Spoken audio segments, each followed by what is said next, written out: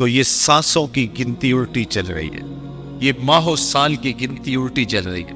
ہم سمجھتے ہیں ہم بڑے ہو رہے ہیں لیکن ہم چھوٹے ہو رہے ہیں. تو کہا قسم ہے محبوب تیرے زمانے کی، انسان خسارے. اچھا خسارے کا ایک اور پہلو بھی دیکھیے. ایک شخص نے لکھا کہ خسارہ یہ ہے کہ ہم ایک وصف رکھتے ہیں، ایک کمال رکھتے ہیں، تو دوسرا کمال ہمارے میں نہیں ہے تو ہم کہیں گے خسارے. مثال کے طور یہ پھول ہیں، ان میں خوشبو ہے، ان میں رنگت ہے، ان میں تازگی ہے، ان میں نکھت ہے، ان میں لطافت ہے، لیکن ان میں روشنی نہیں. اندھیرے میں رکھ کے چراغاں نہیں کیا جا سکتا. چاند میں چاندنی ہے، بلندی ہے، لیکن اس میں خوشبو نہیں ہے، تو چاند کہے گا میں خوشبو کے خسارے میں، پھول کہیں گے ہم روشنی کے خسارے. ایک شخص زندہ داد سے پوچھئے تو وہ کہے گا کہ میرے پاس سحری کی سسکیاں تو ہیں لیکن علم کا نور نہیں ہے. ایک عالم سے پوچھئے گا تو وہ کہے گا علم کا جمال تو ہے لیکن میرے پاس سحری کے سجدے نہیں ہیں. ایک بچے سے پوچھئے، وہ کہتا ہے میرے پاس بچپنے کی معصومیت تو ہے لیکن جوانی کا زور نہیں ہے. ایک جوان سے پوچھئے، وہ کہتا ہے جوانی کا بانکپن تو ہے لیکن بڑھاپے کے تجربے نہیں. ایک بوڑھے سے پوچھئے، وہ کہتا ہے بڑھاپے کے تجربے تو ہیں لیکن کیا کروں بچپنے والی موج نہیں رہی. وہ اپنی خوشی سے آنا، وہ اپنی خوشی سے جانا. اقبال کہتا ہے جنبشِ زنجیر در سے لطف آتا تھا مجھے. آج تو نغمے بھی نہیں نہ بہلاتے، اس وقت کوئی کنڈی ہلا کے چلا جاتا تو اس سے بھی مزہ لیتے تھے. اپنے جل جانے کا بھی احساس نہیں تھا، جلتے ہوئے شعلوں کو چھیڑا کرتے تھے. اب تو ایک آنسو بھی باعث رسوائی ہے، بچپن میں جی بھر کے رویا کرتے تھے. وہ کیسا زمانہ تھا. آج دنیا چاند پہ پہنچنے کے لیے بے چین ہے، وہ زمانہ تھا ہم خود ہی چاند ہوا کرتے تھے. وہ کاغذ کی کشتی، وہ بارش کا پانی، کیسا منظر. کسی نے کہا یہ دولت بھی لے لو، یہ شہرت بھی لے لو، بھلے چھین لو مجھ سے میری جوانی، مگر مجھ کو لوٹا دو بچپن کا ساون. وہ کاغذ کی کشتی، وہ بارش کا پانی. تو بچپن ہوتا ہے. تو کہا کہ جو بوڑھا کہتا ہے میرے پاس بڑھاپے کے تجربے تو قطار اندر قطار ہیں لیکن میرے پاس بچپنے کی معصومیت نہیں ہے. مور کہتا ہے میرے پروں میں تو حسن ہے لیکن میرے پاؤں بدصورت ہیں. بلبل کہتی ہے میری آواز میں تو جادو ہے لیکن میرے پنجوں میں زور نہیں ہے. شیر کہتا ہے میرے پنجوں میں تو زور ہے لیکن میں اڑنا نہیں جانتا. کوئل کہتی ہے میری آواز میں تو شیرینی بھری ہے لیکن میرا رنگ کالا ہے. ہر شے میں کوئی نہ کوئی کمی ہے، کوئی نہ کوئی خسارہ ہے.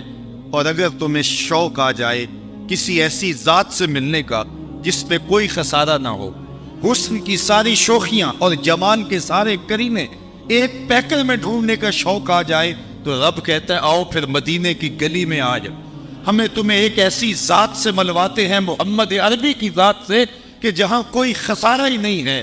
حسن یوسف دم عیسیٰ ید بیضا داری، آنچ خوباں ہما دارت تو تنہا داری.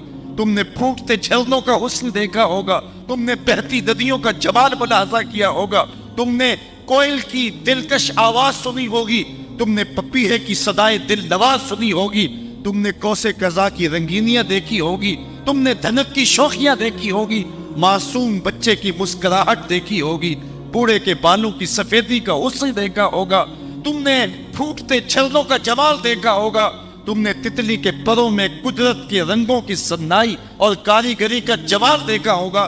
لیکن یہ سارے رنگ اور سارے جمال ایک پیکر میں دیکھنا چاہتے ہو تو رب کہتا ہے اس کے لیے میں نے صرف ایک ذات محمد عربی کی بنائی. قسم ہے محبوب تیرے زمانے کی، بے شک انسان خسارے میں ہے. اچھا یہ خسارہ حضرت انسان کا میرے رب نے بیان کیا، تو کیا یہ ڈرانے کے لیے خسارہ بیان کر دیا؟ جب ایک مریض ہو اور اس کو کینسر جیسا مرض لاحق ہو تو ڈاکٹر اس کو یہ بتا کر کے کہ تیری زندگی کے تھوڑے دن رہ گئے ہیں، تو اس کو خوف زدہ کرنے کے لیے نہیں کہتا. دو چیزیں ہوتی ہیں، یا مرض اس لیے بتاتا، اس کی سنگینی اس لیے بتاتا ہے تاکہ یہ اپنے علاج کی طرف متوجہ ہو سکے، یا پھر وہ ڈاکٹر اور مریض مسلمان ہوں گے تو وہ توجہ اس لیے مرض کی طرف دلاتا ہے کہ 10 15 20 25 دن تیری زندگی کے رہ گئے ہیں، تاکہ اپنی آخرت کو سنوار لے اور سچی توبہ کر لے اور حقوق العباد کی تلافی کر لے۔ اللہ نے ہمیں ہمارا جو مرض تھا جو ہمیں لگا ہوا ہے، کوئی مانے یا نہ مانے، یہ مرض ہر ایک کو چاٹ رہا ہے۔ لمحہ لمحہ میں اور آپ موت کے قریب ہو رہے ہیں۔ ایک بزرگ فرماتے ہیں مجھے نہیں سمجھ آتی تھی کہ انسان خسارے میں کیا ہے۔ میں ایک دن سمرقند کے بازار سے گزر رہا تھا تو وہاں ایک آدمی پھٹے پہ رکھ کے برف بیچ رہا تھا اور وہ آواز بھی لگا رہا تھا۔ آج کل تو یہ پاپڑ بیچنے والے بھی کوئی آواز لگاتے ہیں، تو وہ پھٹے پہ رکھ کے برف بیچتا تھا اور ساتھ آواز لگا رہا تھا ارحموا ارحموا الا من یذوب راس مالہ، او گزرنے والو میرے پہ ترس کھاؤ، مجھ سے تھوڑی تھوڑی برف لیتے جاؤ، میں ایسا تاجر ہوں جس کا راس المال پگھل رہا ہے۔ کیونکہ برف ایک ایسا سودا ہے جو اپنے گاہک کا انتظار نہیں کرتا۔ آپ کپڑا بیچتے ہیں، آج گاہک نہیں آیا، ہو سکتا ہے کل دو آنے مہنگا بیچ لیں۔ آپ پیٹرول بیچتے ہیں، آج گاہک نہیں آیا تو ہو سکتا ہے کل پڑا 6 روپے اوپر چلا جائے، آپ کروڑوں کے فائدے میں چلے جائیں۔ لیکن برف کل مہنگی بھی ہوگی تو ہوگی نہیں۔ تو وہ برف پھٹے پہ رکھ کے بیچ رہا تھا اور کہتا ارحموا ارحموا الا من یذوب راس مالہ، او لوگوں میرے پہ ترس کھاؤ، مجھ سے تھوڑی تھوڑی برف لیتے جاؤ، میں ایسا تاجر ہوں جس کا راس المال پگھلتا جا رہا ہے۔ جب اس نے یہ آواز لگائی نا تو قدم ٹھہر گئے۔ تو میں نے کہا کہ مجھے ان الانسان لفی خسر کا ترجمہ سمجھ میں آ گیا۔ جس طرح تیری برف پگھلتی جا رہی ہے میری زندگی پگھلتی جا رہی، تیری برف قطرہ قطرہ پگھل رہی ہے اور میری زندگی سانس سانس پگھل، اور اب تو اس برف کو اب بیچ لے، اس برف کے بدلے درہم لے لے، دینار لے لے، پارچہ جات لے لے، کوئی غلہ لے لے تو تجھے فائدہ ہوگا۔ تو میں بھی اس برف کے ان سانسوں کے بدلے درود پڑھ لو، ان سانسوں کے بدلے کسی دکھی کے کام آ جاؤں، ان سانسوں کے بدلے سجدہ کر لوں تو یہ میری سانسیں کام آ جائیں گی، ورنہ سانسیں ٹوٹ رہی ہیں اور لمحہ لمحہ میں موت کے قریب ہو رہا ہوں۔ یہ خسارہ ہے انسان کی زندگی کا۔ اللہ کہتا ہے کہ یہ تم سودا تو خسارے کا کر رہے ہو، لیکن اگر تم بچنا چاہتے ہو اس خسارے سے، یہ زندگی تو ٹوٹ رہی ہے، تم سوئے ہوئے ہو پھر بھی ٹوٹ رہی ہے، تم جاگ رہے ہو تو پھر بھی ٹوٹ رہی ہے، تم سجدے میں پڑے ہو سانسیں پھر بھی گزر رہی ہیں، تم عیش و عشرت کر رہے ہو سانسیں پھر بھی گزر رہی ہیں۔ اب تمہاری مرضی ہے کہ سانسوں کے بدلے میں کیا خریدتے ہو، سجدہ خریدتے ہو، رکوع خریدتے ہو، قیام خریدتے ہو، عمل خیر خریدتے ہو، دکھی کی مدد خریدتے ہو یا آوارگی خریدتے ہو۔ تم نے سودا کرنا اپنی سانسوں کا، یہ ایک بار ملی اس کے بعد وہ سانس پلٹ کے دوبارہ نہیں آئے گی۔ تو سانسیں تو تمہاری ٹوٹ رہی ہیں، تو لمحہ لمحہ موت کے قریب ہو رہے ہو، اللہ اکبر۔ لیکن اگر تم بچنا چاہتے ہو تو رب کہتا ہاں تمہاری یہ ٹوٹتی زندگی تمہیں بچا بھی سکتی ہے۔ الا الذین آمنوا، میرے محمد کا دامن پکڑ لو، الا الذین آمنوا، خسارے سے بچنے کا راستہ بھی دیا۔ خسارے سے بچے گا وہ کہ جو حضور سے وابستہ ہو جائے گا، چونکہ الایمان یہ تصدیق بما جاء بہ النبی صلی اللہ علیہ وآلہ وسلم، حضور جو لے کر آئے ہیں اس کو ماننے کا نام ہے۔ یا ایک جملہ رک کے کہوں گا کہ حضور جو لاگ لے کر آئے ہیں اس کو جاننے کا نام ایمان نہیں ہے، اس کو ماننے کا نام ایمان۔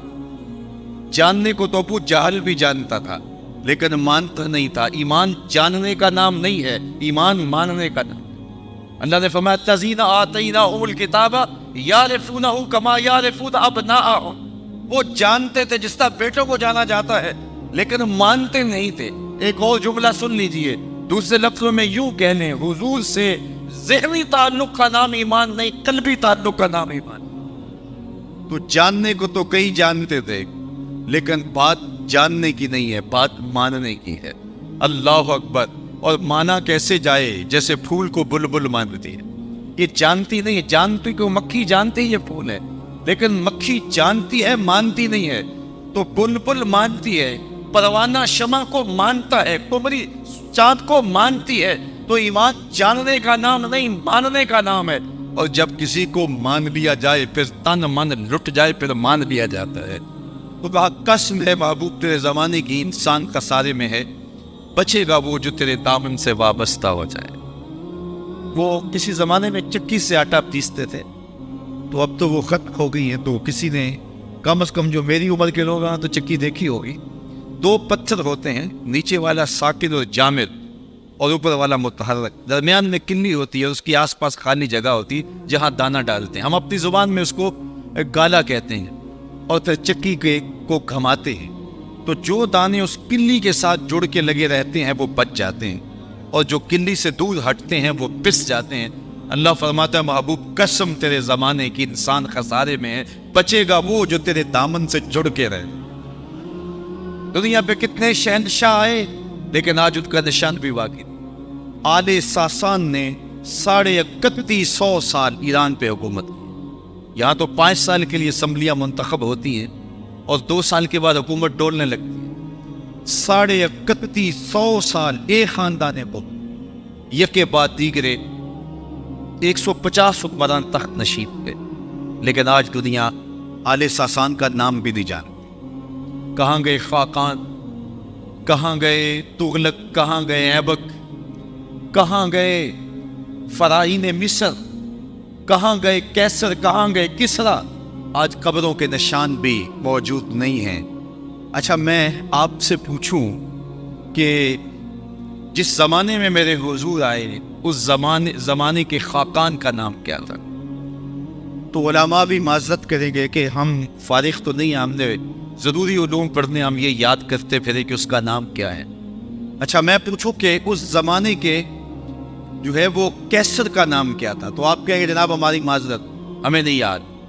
اور میں اگر پوچھوں چلو اس زمانے کے کسرا کا نام کیا تھا؟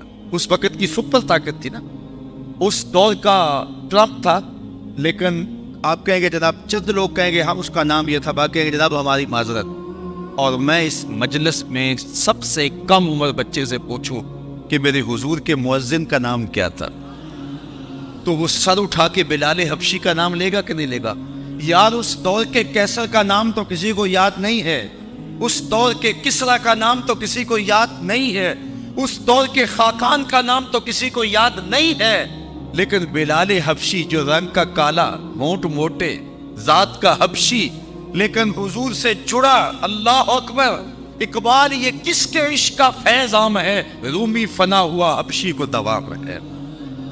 سلطنت روم کا شہنشاہ علامہ اقبال بولے اس کا تو نام کسی کو نہیں آتا، لیکن بلال کا حبشی کا نام آج بھی دنیا کے اوپر موجود ہے۔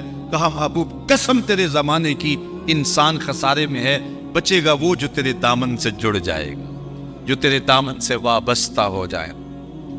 آپ لاہور تو کبھی کبھار جاتے ہوں گے، تو راوی کے اس پار جہانگیر کا مقبرہ ہے، تو کبھی آپ وہاں گزرے تو عبرت کی نگاہ سے دیکھیے یا گاڑی کا رخ ادھر موڑ لیجیے۔ اتوار کے دن کچھ تھوڑی وہاں رونق ہوتی ہے چونکہ پارک بنا دیا گیا ہے، لیکن عام دنوں کے اندر وہاں بڑی اداسی ہوتی ہے۔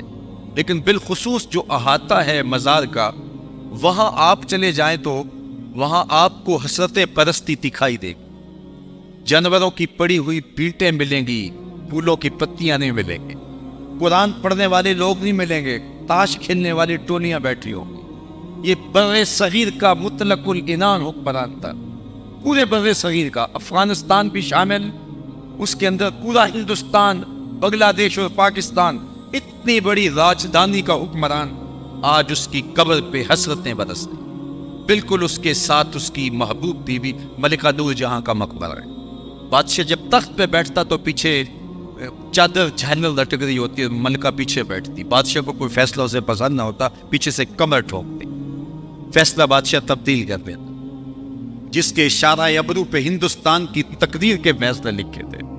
آج اس کی قبر بھی اندھیرے میں ہے۔ ان کی اپنی بیٹی ہے زیب النساء، اس کا اپنا شعر لوح مزار